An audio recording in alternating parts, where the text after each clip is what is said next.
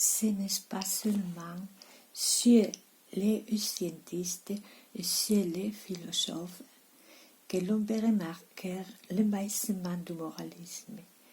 Il faut noter aussi à cet égard la dégénérescence de l'idée religieuse, telle qu'on la constate dans les innombrables sectes issues du protestantisme.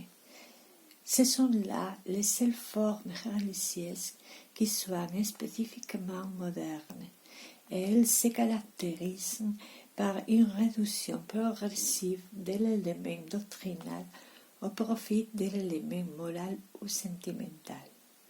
Ce phénomène est encore particulier de l'amoindrissement général de l'intellectualité, et ce n'est pas par une coïncidence fortuite que l'époque de la Réforme est la même que celle de la Renaissance, c'est-à-dire précisément le début de la période moderne.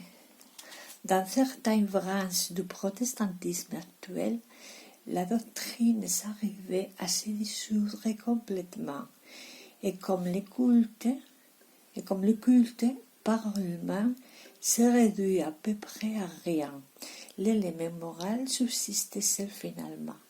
Le protestantisme libéral n'est plus qu'un moralisme à étiquette religieuse.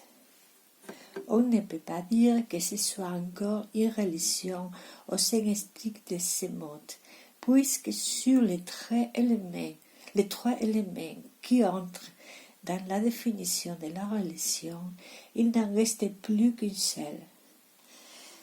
À cette limite, ce serait plutôt une sorte de pensée philosophique spéciale.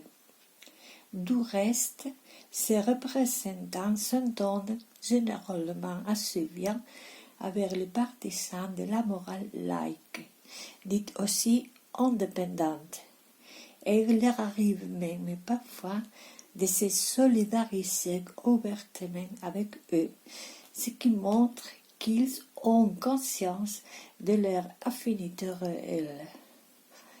Pour décerner des choses de ce genre, nous employons volontiers les mots de pseudo-religion.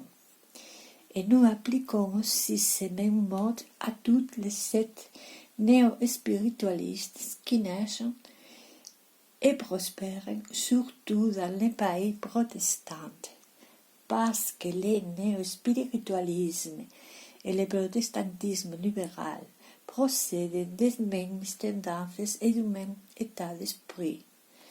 À la religion se substitue, par la suppression de l'élément intellectuel ou son absence s'il s'agit de créations nouvelles, la religiosité, c'est-à-dire une simple aspiration sentimentale plus ou moins vague et inconsistante.